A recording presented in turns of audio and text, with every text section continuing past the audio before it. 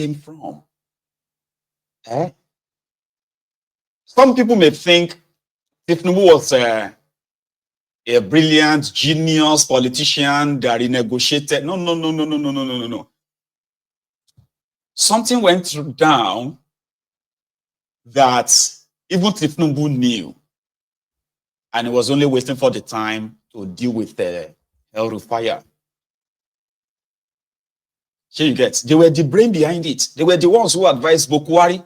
They were the ones who sent Emefiole, Malamu. They are all closer to Bokwari. They agreed to do this in order to stop Tinubu.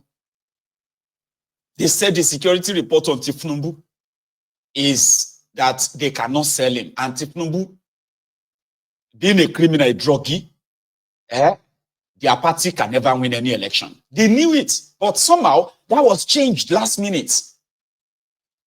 And they made it public. Yeah, you see, all of us who are very close to the president, we are now against him publicly. Yeah. So Tinubu quickly just dragged them into his campaigns, knowing that El-Rufai is the arrowhead of it. When Tinubu was going to Chatham House in December 2022, El-Rufai was actually given a role to answer questions for Tinubu. I don't know if you remember that. We don't have time. I can't show you all of that, okay?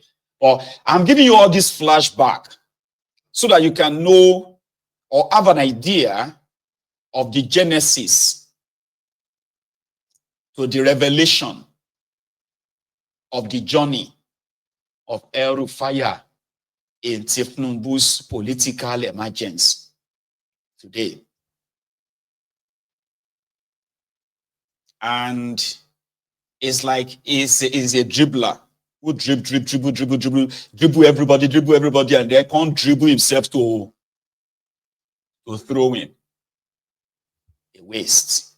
That's exactly what El-Rufai is. But let's leave El-Rufai for a sec and go to that of Reno Omokri. For 8 years, Reno Omokri, when they're assembling identity thief who decided to exile himself from Nigeria because he believed that Bokwari's regime was going to jail him. I don't know what he did, but he believed that. So he stayed away. Okay? And there was nothing he didn't say about APC. There was nothing he never said about APC.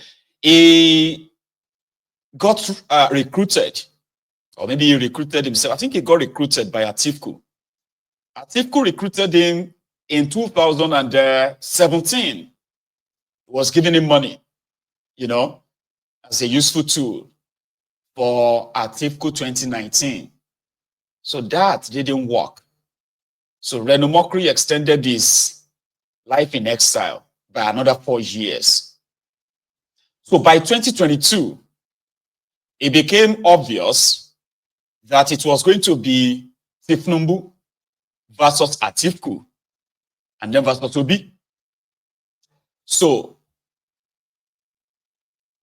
on the part of Atiku, Reno Omokri saw himself a pathway, not only to return to Nigeria, but possibly to return to Aso Rock as a media aide. Who knows? So he had to show workings, all right? To the point that when other relevant people made revelation about Tinubu's drug dealings, his certificate forgery, and the rest of that, Reno Omokri jumped on it. He made himself, man at the center of it all, like he's doing investigative journalism. At the point, he actually did make a video. He made a lot of video. He made lots of videos, okay? But this one stands out, talking about Tinubu. Like I told you, the man at the center of Bola Tinubu's white heroin drug cartel has died. I mean, the death was just mysterious. He was said to be on the roof of his house, and then he fell down and he died. I mean, just look at that. A week ago, this 52-page document came out from the Chicago court exposing his name, exposing the fact that he was at the center of the white heroin drug cartel and that Bola Tinubu was the launderer of their monies. And then all of this information came out. The media has been looking for him, trying to investigate him, trying to talk to him and get his own side of the story. And all of a sudden, just last night, he dies. I mean, it is too convenient. Mathematically, this coincidence is just impossible. Look, Nigerians, especially the media, we have to go back to the circumstances surrounding the death of Funsho Williams. Because it's just similar. This was a man who was in opposition to Bola Tinubu, Funsho Williams, and mysteriously he died. Men went to his house and then they shot him. And then in this other instance, you had a situation whereby a man mentioned in court documents as being the leader of Bola Tinubu's white heroin drug cartel just dies mysteriously just last night, November 16th, 2022. I mean, look. Nigerians, something is fishy. This is classic drug cartel behavior. This is classic Delegiwa behavior. This is what happens in Panama, what happens in Colombia, what happens in drug cartel territories in Mexico. We cannot allow this to happen in Nigeria. We need to find out why. What are the circumstances leading to this man's death? Because this is not a coincidence at all. Bola Tinubu has questions to answer. Thank you for watching, and God bless. God bless you. That's Reno Omokri. He was in London. I mean, see, there is what do you call it? I think there is level to some criticism, okay? I call Tinubu druggy. I call him drug addict. I call him drug heroin trafficker and all of that. These are facts. You understand that? They are like court documents referencing all of this. I call him a certificate forger, and I also call him a treasury looter. These are facts. When Tinubu they pay himself that time, right? We saw that, and you know, Reno Omokri went like to the gutters in all the things he said about Tinubu. Oh my God. Some of them, like, you can even feel like, oh, Moabba, this is too much. Oh. Yeah? But he had to walk back on all of his sayings, okay? I think I have some here. Take a look at this ones. There is one when Tinubu's, he talked about Tinubu's teeth, right? So let us face facts. Look at the state of Tinubu's teeth.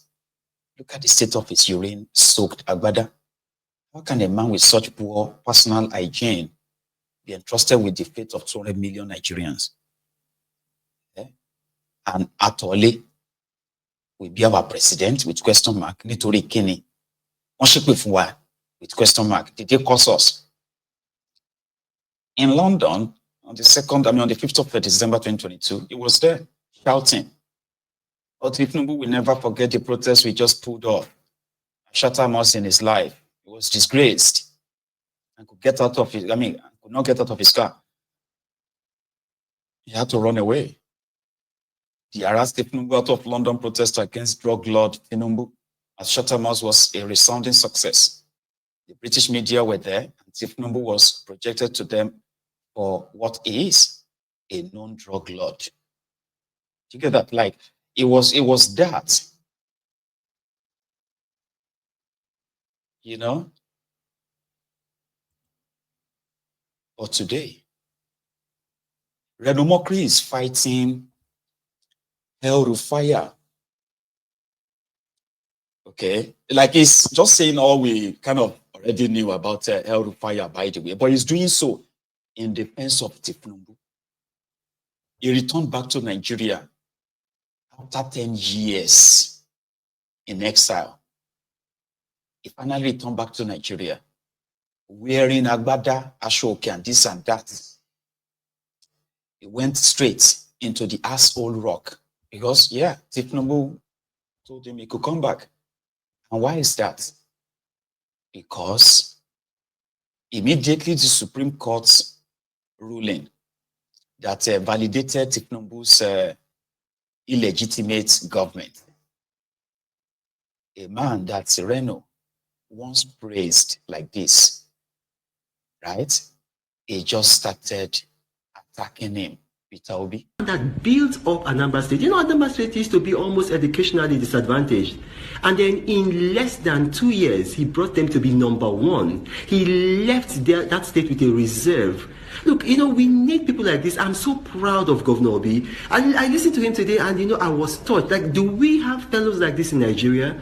I'm very proud of this man. Look at everything that he has touched. He made money for himself in the private sector. He made money for Anambra State in government. Anambra State doesn't borrow money. Are you aware of that? These bailout funds that the current administration is giving states. Anambra because he met with Peter Obi in London. And this was when Bokuwari was destroying Nigeria. In exile, that's where he met Peter Obi. And I'm so proud of him. I am so, then, I don't know, from nowhere, he just started using Obi as a point of contact. He just started attacking the Igbos. Okay?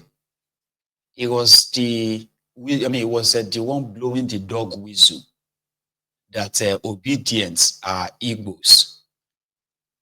That when you see obedient, even when the obedient will go there and say, me, I am obedient, I'm from Kaduna, me, I am obedient, I am from Lagos, I am obedient, I am from Ogun State, I am obedient, I am from so and so. No. He was playing this tribal, ethnic, baiting cards online. Okay? He was calling the Igbos, the Southeasterners, all kinds of names using Peter Obi as a point of contact. Then he got a call from the villa that he could come back to Nigeria. So he went back to Nigeria, which is now like a validation that you are doing a good job. Well done, bro. Well done. So Mr. President is very proud of you.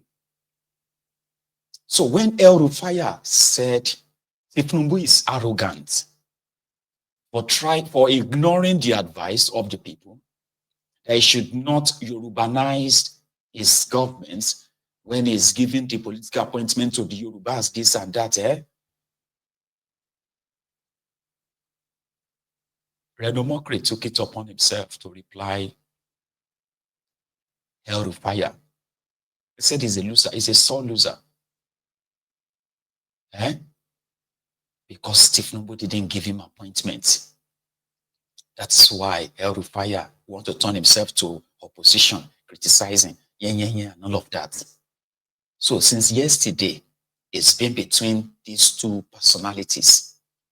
Meanwhile, just about 3 days ago, Reno Omokri made a video telling everybody that Tinubu is like this American president, that American president that no matter what anybody does, Tinubu is going to do his 8 years. In 2027, no opposition can remove him, this and that. And he probably felt like he had in that video. Let me share it with you. His projection for Tinubu.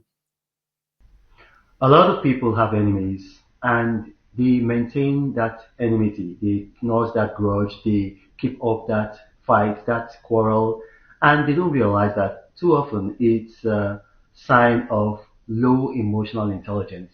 You see, people who are highly emotionally intelligent, what they do is that accept an enmity is for maybe an existential issue like faith. For instance, maybe you have a situation with the Jews and with some Arabs that, okay, we believe diametrically opposed things and we want diametrically opposed things. And so, there's very little chance of us reconciling, except maybe we have a two-state solution. If you are in that situation, then maybe it's a bit different. But where you are, the enmity arose as a result of something like maybe a competition for a resource or a post, or maybe it was just out of a war situation over, like maybe struggle for some land or whatever it is. You can reconcile with your enemy. It doesn't make you a hypocrite or your enemy a hypocrite. It just makes you a highly emotional, intelligent person. If you look, for example, at the Second World War, the United States fought the war and they had allies. Their biggest ally, of course, was the United Kingdom. And then they also had other allies. They had Canada, they had some countries in the Commonwealth that fought with them. And who was their foe? Who was their enemy? On the other side, you had the Axis powers. You had Germany, you had Italy, and you had Japan. Now, if you look today at the United States, who are their biggest trading partners? And and I encourage you to fact check me. If you go online, you see that America's biggest trading partners, number 4, Japan. Number 5, Germany. Now, so these are the countries that they fought with. Now, what about their allies?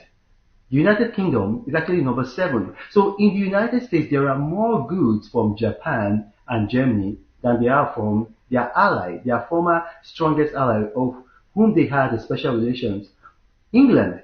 So look at that. They've been able to overcome the enemy because it was not for an existential issue. It was just they were fighting over resources. And also, I'll give you a very good example. If you look at the 1980 US election, if you go back to 79 when there was the primaries for the Republican nomination for presidency, you had a very huge struggle between Ronald Reagan and George Bush. Eventually, Ronald Reagan got it, but it was a very nasty, bitter struggle. But Reagan's advisors told him, if you want to win this election against an incumbent, Jimmy Carter was the incumbent president, you've got to unite the Republican Party. And the only way you can do that is to take the second runner-up, or rather the first runner-up in the primaries. And that's how George Bush ended up as his running mate. And together, they defeated the incumbent. So when you understand that, you try to reconcile with enemies. It helps you achieve your goals better. If you look at scripture, even in the spiritual side of things, who was the most successful evangelist in the New Testament? It's going to be Paul. I mean, that's undisputable. It's going to be Paul. What was Paul to Yeshua, whom you call Jesus? Some people call him Jesus. Some people call him Isa. He was an enemy. But Yeshua was able to convert him from an enemy and into a friend. And because of that, Paul became so successful as an evangelist. When you have friends, for example, your friends are likely to rely on their relationship with you, the emotions, the sentiments. They are more likely to take you for granted. But a former enemy, a former foe is less likely to do that because they know their history with you. They've got a lot to prove. You've got a lot to prove to them. They've got a lot to prove to you.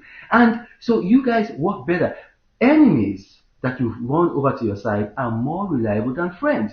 And that is why I am convinced that the president of Nigeria, Asiwaju Bola Ahmed Tinubu, is going to be re-elected in 2027. I'm so sure of it for God to spare his life, and that's what we pray. As long as God spares his life, he's going to be re-elected because he is an expert in that. He knows how to turn former enemies into friends.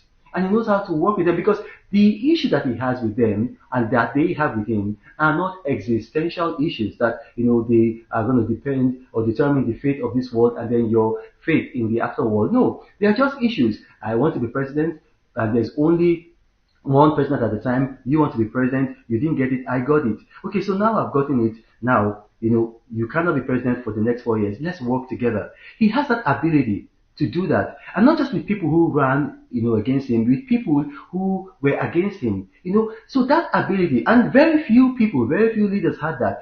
General Babangida had that because he had this ability to get people who were his critics, who were his enemies, and work with them. Do you understand where that is going? Yeah, he had to explain to his followers all the time, like, listen, Tinubu knows how to use his enemies. Okay, he knows, and if you want to go far like that, you can convert your enemies to your friend because they have a lot to prove to you. Reno Omokri has a lot to prove to Tinubu. Do you understand? Like, he's the one who has to prove to Tinubu that he is loyal. Tinubu doesn't have to do anything. Similarly with Bulaba, Dani,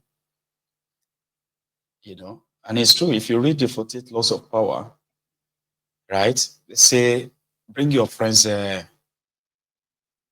keep your friends close, and keep your enemies closer. Something like that. Because they have a lot to prove to you. Okay? But that is the line of argument that people like these jobbers always give. To let you know that We criticized you. We called you names. We don't mean all those things. In fact, we actually admire you. Okay? And we are ready to prove it to you. If anybody say anything about you, we are ready to counter them. You don't need to give us anything. Don't give me anything. Don't worry. Don't give me appointments. I don't want appointments. I don't want anything. But I am ready to prove it to you. But if you give me any role, you can give me any role, I can prove further. But I'm not saying you should give me anything. No. Do you understand? And that's exactly what they believe makes Tinubu a genius. Not them being people with no principle, men with no scruples. Do you understand? Men who stands for nothing. A fair weather man. Those who are like a fair weather. Anywhere belly face. They have no principle. They have no integrity. They stand for nothing. They are the loudest as well. Yeah, they are the loudest. And all it takes is just to offer them something. They will switch aimlessly, and they will begin to eat their own vomit. And they will tell you that they are doing so simply because this person has shown that he is a leader. And everything else we know about him doesn't really matter. Forget about that. Not many leaders will, because this person is ready to forgive us. And that is why he is now the one that is now tackling El-Rufai. And El-Rufai himself is a man with no principle, no integrity, no nothing. He will do anything and everything. He will say anything just to kind of feather his own nest. And if he loses out, he will begin to steal the milk until he gets the attention. He is ready to burn down the entire house if he can't have his way. There are people like that, men with no principle, no integrity, no nothing. I think he told one of these, he told Solomon Lalong, where he said he told him that immediately he finished his tenure as a governor in Kaduna, he is no longer seeking any public office. He said he told him, but he was surprised that he allowed himself to be used by Tinubu and dumped. In a program with Sheung Kimbaloye 2 weeks ago, Lalong had this to say about El-Rufai, Tinubu, and the opposition. El-Rufai, I expected him to have been smarter politically than what happened to him.